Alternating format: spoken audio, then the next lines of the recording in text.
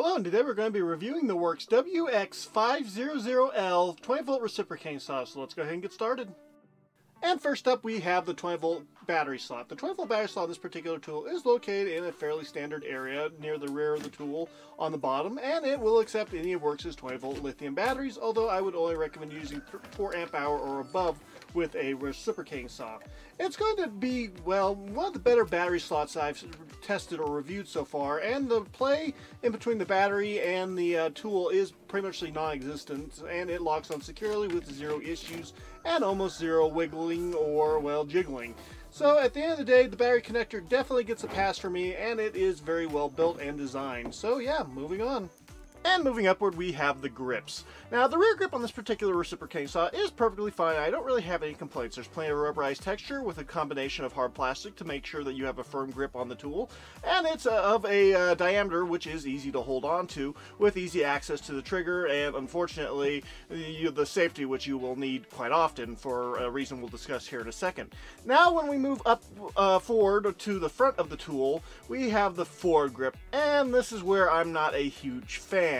Now, don't get me wrong, it's still possible to grip onto this tool, and I'm glad that at least there's a slightly narrow section. I just would have preferred that narrow section to be maybe another 2 to 3 inches longer so that people with smaller sized hands, like myself, would be able to grip it a little bit easier. It's still possible to grip, it just isn't as comfortable, and definitely doesn't make me feel like I have as much control over this particular tool. And I think that's actually fairly important when you have a reciprocating saw, although I do use this reciprocating saw fairly often one-handed, so there is a little bit of give or take there.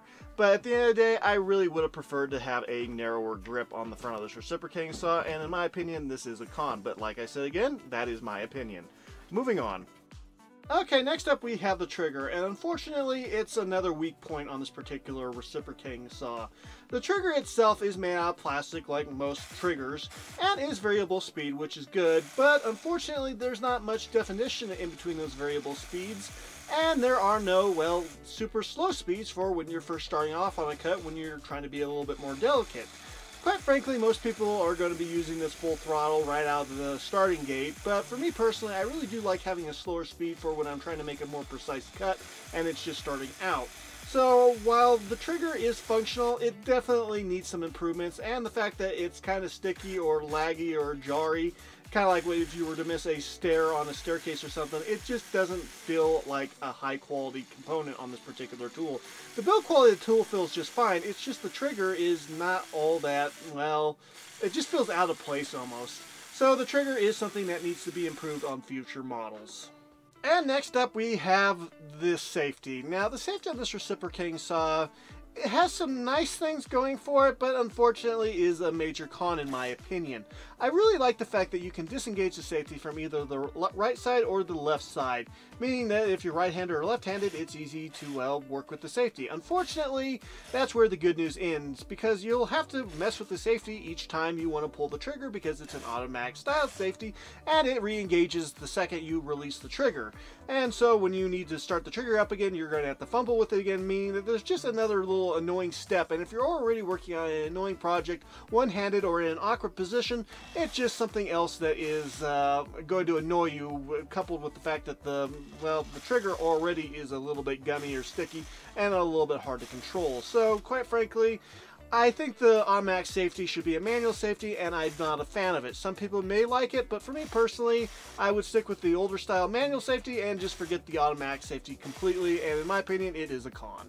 Okay, next up we have the pivoting shoe, or just the shoe. The shoe on this particular reciprocating saw is a fairly standard design. The shoe will basically pivot in between the 1 o'clock position and the 11 o'clock position, or vice versa depending on which way it's facing.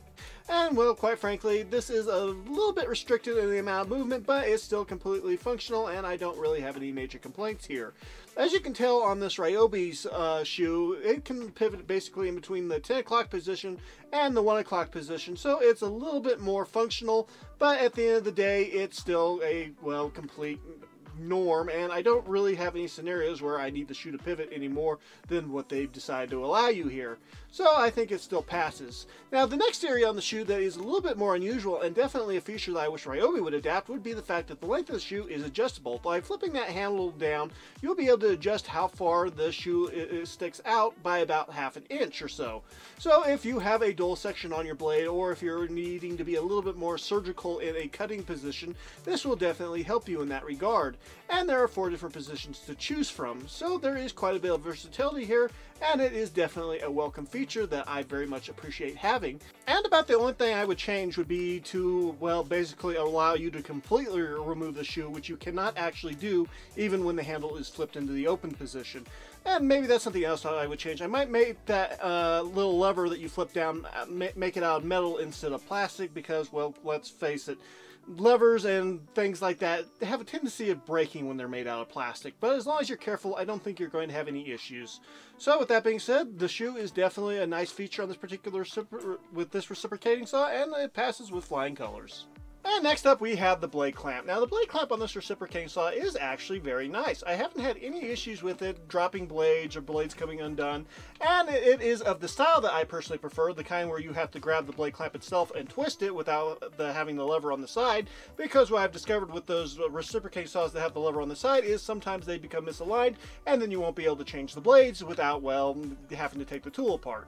So overall, I really am happy with the overall style here, and I think that it feels like a high quality feature on this particular tool.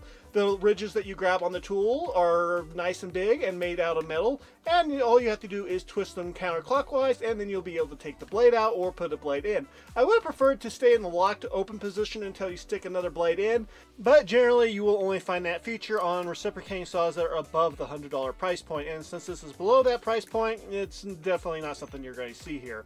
But overall, the build quality is going to give you a nice long life on this particular part of the tool, and I don't see any issues. So yeah, moving on. Okay, let's move on to the weight of the tool. Without a battery, it weighs 1,754 grams, which is about 3.8 pounds. And with a 4 amp hour battery, it weighs 2,450 grams, which is about 5.4 pounds.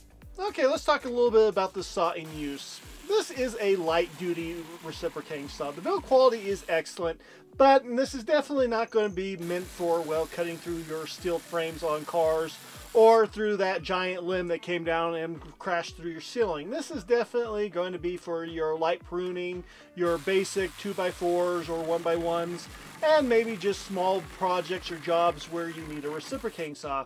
This is not going to be a great saw for, well, demolition work or for anything that requires lots and lots and lots of cutting. You're going to be better off getting something with a cord or something that's a little bit more expensive and a little bit bigger. This is a lightweight, compact reciprocating saw.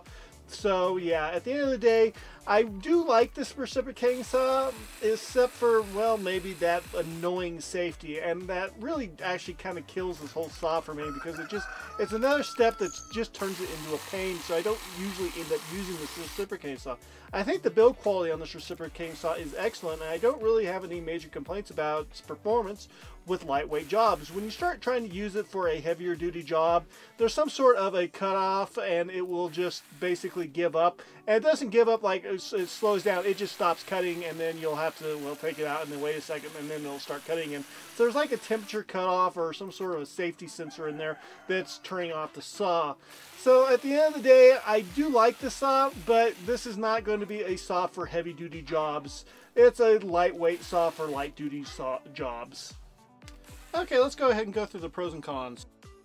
And first up, we have 20 volt. 20 volt means that you'll be able to use your WORX 20 volt batteries, and you'll be able to adapt batteries over from other brands with third-party adapters. So overall, this is a pro in my opinion. Next up, compact. This is a very compact little reciprocating saw, and this is definitely a pro in my opinion, as long as you remember that this is a lightweight reciprocating saw.